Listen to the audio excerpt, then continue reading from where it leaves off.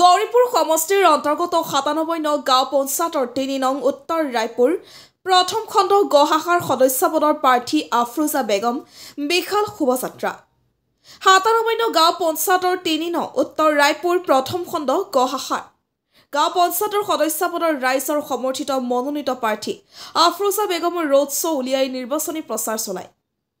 দ্বিতীয় পৰ্যায়ৰ পঞ্চায়ত নিৰ্বাচনৰ প্ৰচাৰ অভিযানৰ অন্তিম দিনৰ বাকী থকা সময়তে আছে ৯৭ নং গাঁও পঞ্চায়তৰ ৩ নং উত্তৰ ৰায়পুৰ প্ৰথম খণ্ড গ শাখাৰ গাঁও পঞ্চায়তৰ মনোনীত প্ৰাৰ্থী আফৰোজা বেগম পঞ্চায়তখনৰ এলেকাত এক বিশাল শোভাযাত্ৰা উলিয়াই ভোটাৰ ৰাইজক আকৰ্ষিত কৰিবলৈ যৎপৰোনাস্তি চেষ্টা চলায়। নিজৰ সমৰ্থক আৰু ৰাইজৰ সহযোগিতাত সৰুবৰ ৰিক্সাৰে ৰোড শ্ব'ত অংশগ্ৰহণ কৰি আফৰোজা বেগমে ব্যাপক নিৰ্বাচনী প্ৰচাৰ চলাইছে। আফৰোজা বেগমে বৃহৎ সংখ্যক সমৰ্থক লৈ উলিওৱা ৰোড শ্ব'ই ভোটাৰ ৰাইজক মোহিত কৰে। সদস্য পদৰ প্ৰাৰ্থী আফৰোজা বেগমৰ সমৰ্থকসকলে এৰোপ্লেনৰ ছবিত ভোটাধিকাৰ সাব্যস্ত কৰিবলৈ নিৰ্বাচনী প্ৰচাৰ চলায়। এই নিৰ্বাচনী বিশাল ৰোড শ্ব'ত আফৰোজা বেগমৰ স্বামী আজিজুৰ ৰহমান লগত কেইবাগৰাকীও শীৰ্ষ গণমান্য ব্যক্তি অংশগ্ৰহণ কৰি আফৰোজা বেগমে বিপুল ভোটৰ ব্যৱধানত জয়যুক্ত হোৱাৰো আশা প্ৰকাশ কৰে। গোলকগঞ্জৰ পৰা তপনৰা report north east frontier news. মোৰ নাম আফৰোজা বেগম, মোৰ স্বামীৰ নাম আজিজুৰ ৰহমান শেখ।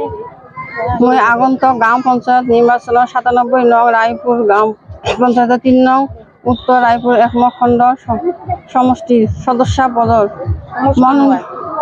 মনোনীত প্ৰাৰ্থী আফৰোজা বেগম। মোৰ চিন এৰোপ্লেন।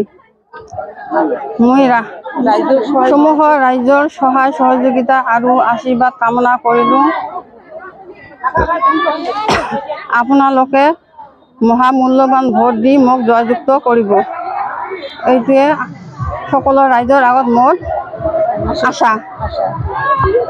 ভোটত জিকিলে ৰাইজৰ সহযোগিতা মোক যদি ভোটত জিকে তাত মই প্ৰতিশ্ৰুতি দিছোঁ যে মই যিখিনি কাম আহিব মই সেইখিনিয়ে কৰিবলৈ চেষ্টা কৰিম। মই সকলো ৰাইজলৈ মই ধন্যবাদ জ্ঞাপন কৰিছোঁ যাতে মোক মহামূল্যৱান ভোট দি জয়যুক্ত কৰিব।